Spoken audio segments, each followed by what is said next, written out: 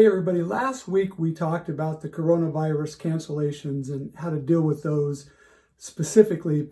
This week I want to talk a little bit about how to deal with our normal cancellations. And in the special events world, very few people, especially weddings and bar mitzvahs, which are what I did mostly, and corporate events. Look, I touched my face, oh no.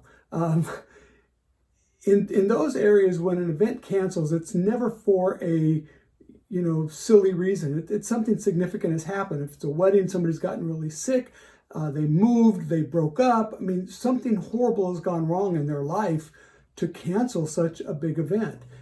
And we get painted oftentimes as the bad guys, and we have no compassion if we don't go along with what they want, which is for us to throw away our contract. But let's talk about that for just a minute. And I want to give you a couple of different perspectives on it.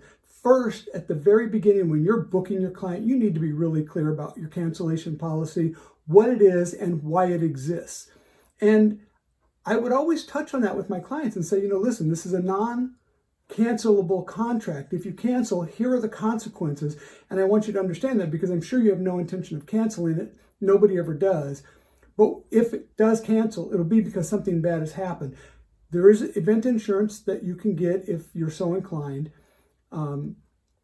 It's pretty low likelihood that would happen. But if it cancels, you have to know that I'm going to keep the deposit.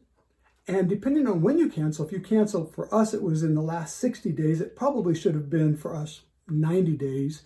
But if you cancel in the last 60 days, then you owe the entire balance. And next week, I'm going to talk a little bit about some of the cool things that we put in there to kind of help this out. But for now, whatever your contract is, so you will owe that balance, even if you're canceling for a really good reason. So what would a really good reason be? Well, we broke up. He cheated on me, so we broke up. Yeah, okay, but I didn't cheat on you. Why do I have to pay for it? All right. Death in the family. A good friend of mine just went through this, where the bride's brother died, and he tried to work with the client, and the end result was he's the bad guy, because this all canceled just a couple of weeks before the wedding, and they wanted all of their money back, right? Which was just insane. He'd already done all of the work. But here's the analogy that I want to give you, and why it's so absurd, and why it's not a compassionate issue. So a client cancels their event with us, let's say 30 days out. At this point, we've probably done the vast majority of our prep work. We've set aside the date. We've turned away the business. We've planned our schedule. We've done all of the things except for the few hours left the day of the event, right? And when they want to cancel it and they want their money back because something bad has happened, and let's say something even as brutal as this one I was talking about, the bride's brother passed away.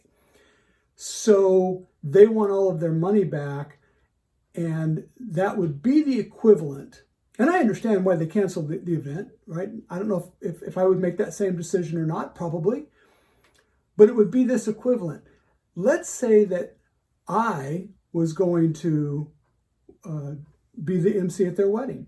We'd done all the planning. Everything was done. 30 days before the wedding, suddenly I have a death in my family. I just can't bring myself to go be their DJ, so I cancel on them.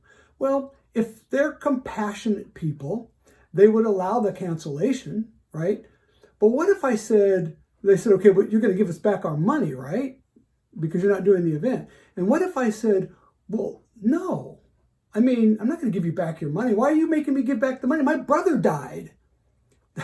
That's the equivalent. Like, you have to take the loss. You now have to go hire another DJ and pay again. You need to be out of pocket money because of my misfortune.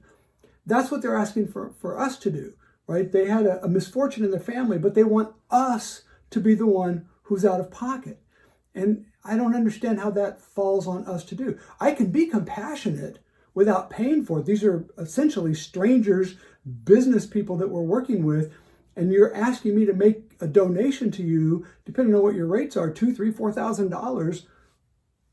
That's not a reasonable request any more than it would be reasonable if you had already paid me $4,000. I said, I'm not going to be there, but I'm going to keep your money, because if you're asking for your money back, that's not being compassionate. So why is it important?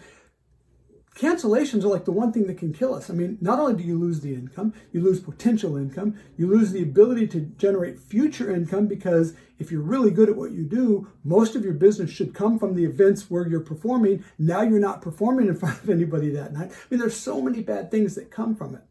And they have an option for event insurance, and they choose not to do it. And in most cases, unless the bride or groom actually dies, in most cases, they really have an option of whether or not to go ahead with the event, right? I understand he cheated and you don't want to marry him. I don't blame you. I'd make the same decision, but it's still your decision, because there are other people that go ahead with it in that case.